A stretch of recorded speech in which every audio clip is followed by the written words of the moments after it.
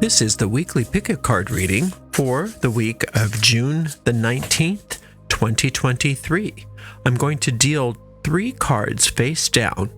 Pick a card before I start to turn those cards over, and that will be your card for the week. Pick a card 1, 2, or 3. If you picked card number 1, your card is the Moon card. Recognize that the moon represents illusions in the tarot.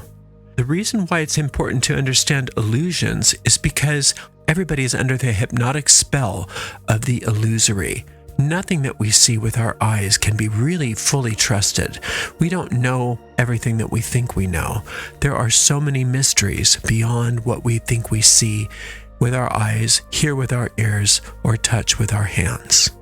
You have the opportunity this week to see the truth behind the illusion. Allow yourself to be inspired. Follow your intuition. Follow those peaceful thoughts within you and see the truth behind the illusions. You're going to be amazed at how much power, how much prosperity, and how much good there is that you didn't know was there because it was being hidden by a layer of illusion.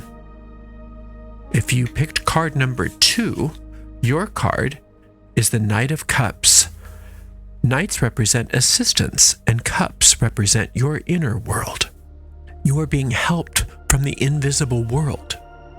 You're being helped in ways that may not be apparent right at first. The first place to check in to receive that assistance is your own intuition, following your gut, following your hunches, allowing yourself to feel guided and magnetized towards certain decisions is the first step. Also, allowing help to come out of the blue, not always discounting out of hand when you receive some strange information or advice. Give everything the consideration that it deserves before you discount it out of hand, because the universe is sending you all kinds of assistance in all kinds of ways that may not seem apparent at first. This is your week to receive assistance. If you picked card number 3, your card is the 3 of Swords. This world is a world of grief. If you are grieving, know that you are part of a huge community of people that are going through grief. The best way sometimes for us to feel comforted is by giving comfort to others. Sometimes when we are feeling the most pain is the indication that it's time to find somebody else that's in pain that you can comfort. When you do that, you allow yourself to rise above your grief in certain ways without discounting it and skipping over it. It's important that we don't rush through our grieving, but at the same time, we don't want to prolong our grief either. We don't want to give it more power than it has, but we also don't want to deny it and bury it.